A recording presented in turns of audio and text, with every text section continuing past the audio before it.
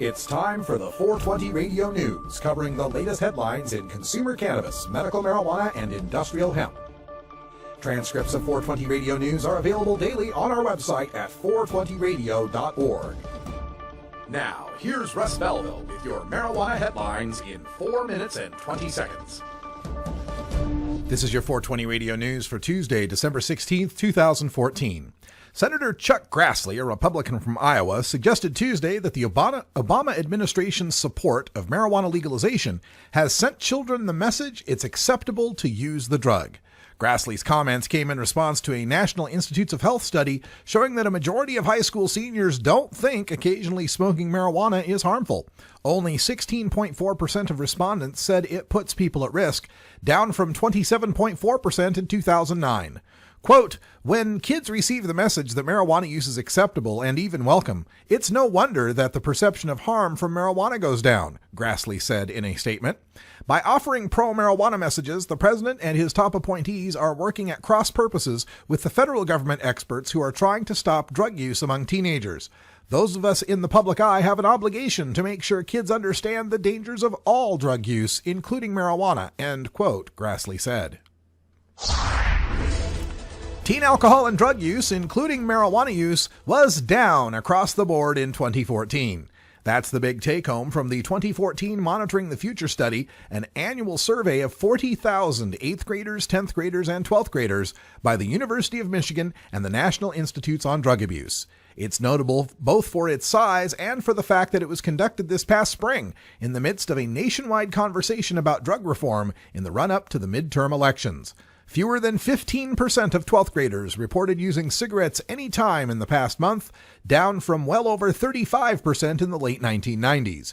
Monthly alcohol use dropped from nearly 55% of 12th graders in 1992 to less than 40% in 2014. Even marijuana, which has been on a flatter trajectory since the 1990s than the other substances, is down year over year.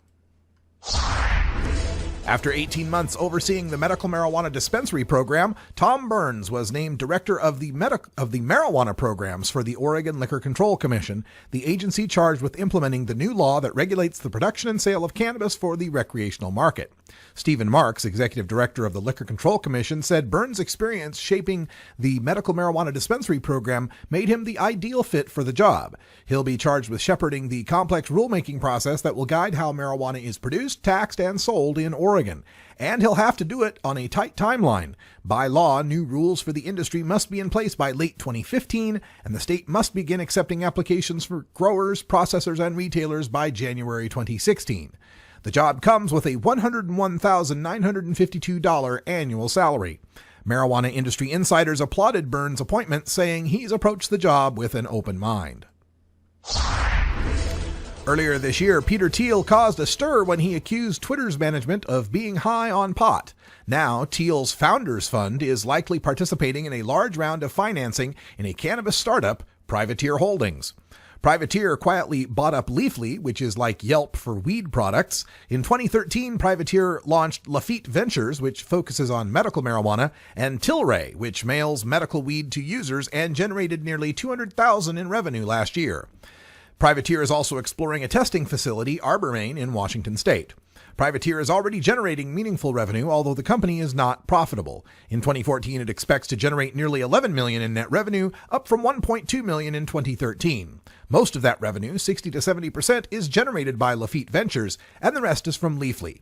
Privateer expects to reach profitability and generate $111 million in 2015 and $440 million in 2016.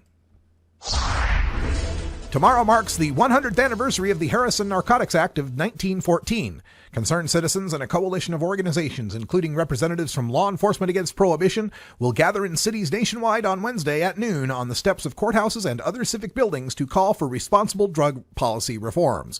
The Harrison Narcotics Act is considered one of the first American prohibitionist policies. While on its face the law merely regulated opiate and cocaine products in medical settings, a portion of the bill was interpreted to mean that doctors no longer had the authority to prescribe narcotics as a maintenance treatment for drug-addicted patients. This has been your 420 Radio News for Tuesday, December 16th, 2014. I'm Russ Belville.